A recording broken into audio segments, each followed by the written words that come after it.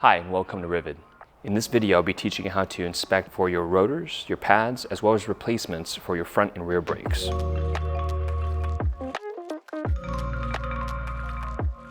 We'll start by removing the front caliper with an 8mm Allen.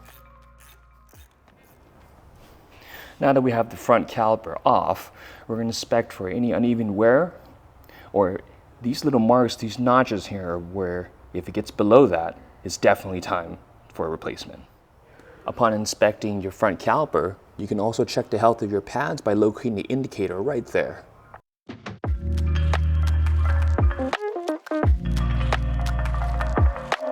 Now that we have the wheel on the ground, we're going to go ahead and remove the bolts on the rotor.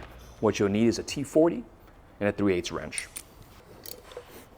After all bolts have been removed, we can go ahead and proceed by taking off the rotor. Start by placing the new rotor on the wheel, putting a little bit of red Loctite on the bolts themselves, and hand start all your bolts. As you're tightening the bolts down, make sure to do it in the star pattern as well. Now that we tighten the bolts down with the star pattern, we're also going to torque them in the exact same star pattern way. Be sure to use 24 foot-pounds as you're tightening. And now that we got the front wheel back on, what we're going to go ahead and do right now is remove the brake pads. To start, we're going to remove the cotter pin that's holding it in. There's also a bolt right here. We're going to go ahead and push that out. And then the retaining clip also comes right out. Then we're looking right at the pads. These pads also have grease in there, so be sure to use brake lubricant or brake grease as well when inserting your new pads. Now that we've got our new pads and they're fully greased, we're going to go ahead and reseat the pads and install. Now that the pads are on, we're going to go ahead and put the clip on, as well as insert the bolt. Be sure that you actually put the cotter pin back on as well. And there we are. Now that the front caliper is on and we have our bolts ready to go, we're going to add a little bit of blue Loctite.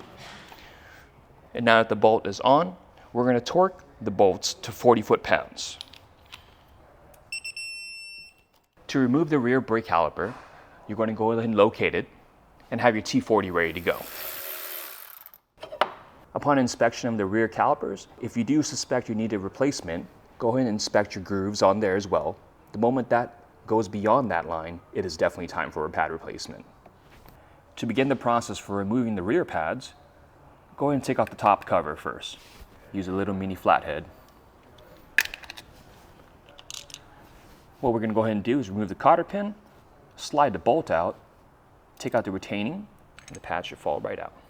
To install your new pads, make sure the pads themselves have been lubricated on both sides and that your H retaining clip is sitting flush.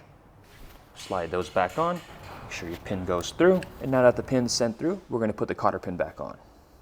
Housing that goes back on, and we're ready to remount.